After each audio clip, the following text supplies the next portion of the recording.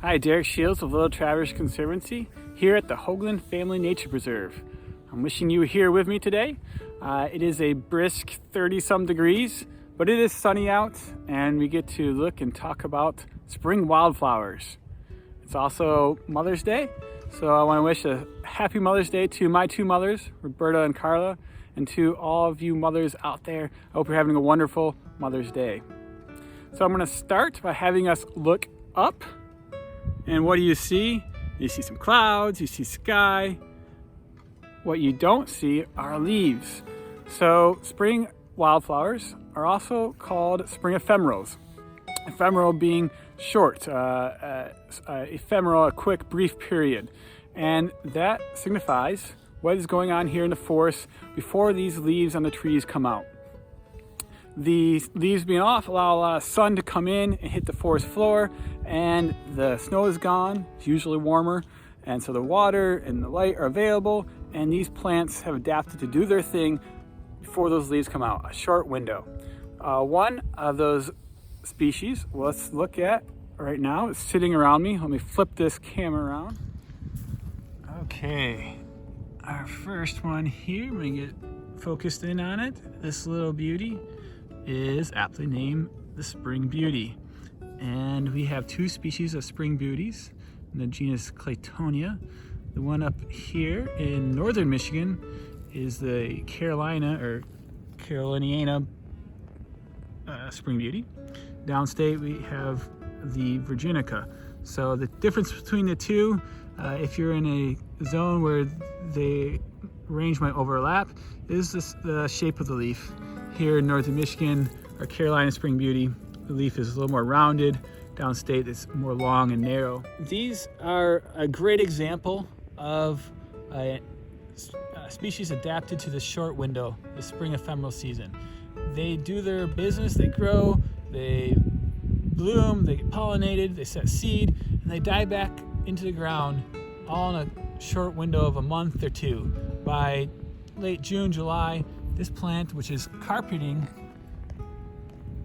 the forest floor here, will have died back, and all its structures will be underground, and you will hardly be able to find evidence of spring beauties. So this is another, this is a six-petaled, which is actually contains the petals and the sepals, and then it has some bracts behind it, green bracts, but those the perianth, as they call the flower parts, contains 6 white perianth parts. And hepatica, there's 2 species in Michigan. There's the sharp-lobed and the round-lobed, and the flowers of this species, they come out first. So I could dig around and maybe find last year's plant. Oh, there's this year's. And so you notice they're quite hairy in the stems and petioles when they emerge. And this one very likely is the acutaloba, or the sharp-lobed hepatica. And again, one of the earliest flowering plants in our hardwood forest.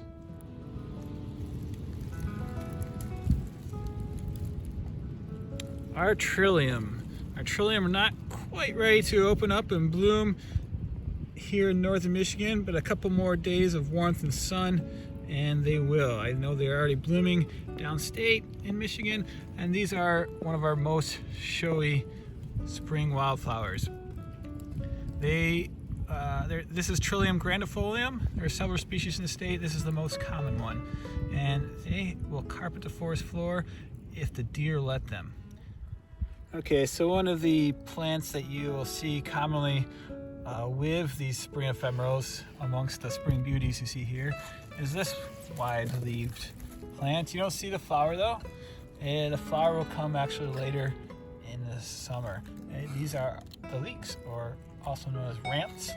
You can actually sometimes see last year's flowers.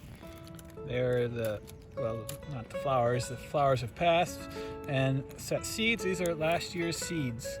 You can brush those off and plant them down in the ground.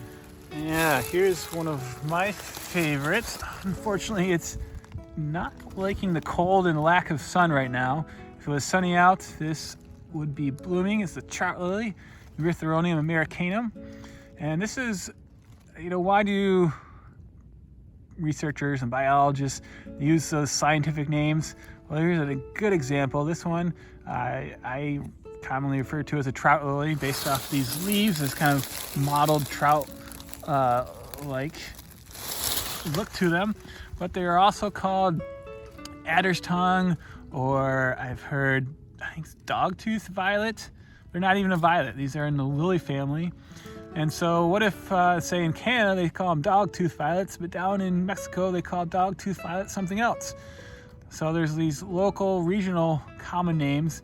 They don't apply to the same individual species. So researchers have to communicate clearly and effectively on the same level about the same taxon. So that's where the scientific name comes in.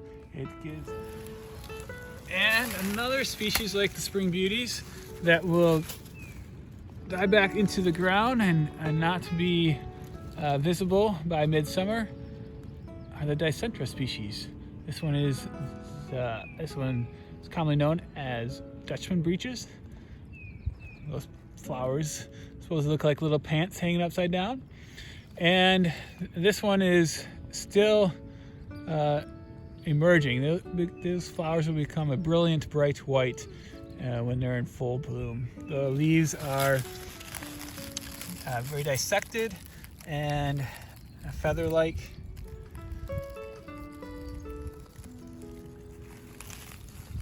And another wonderful showy spring ephemeral.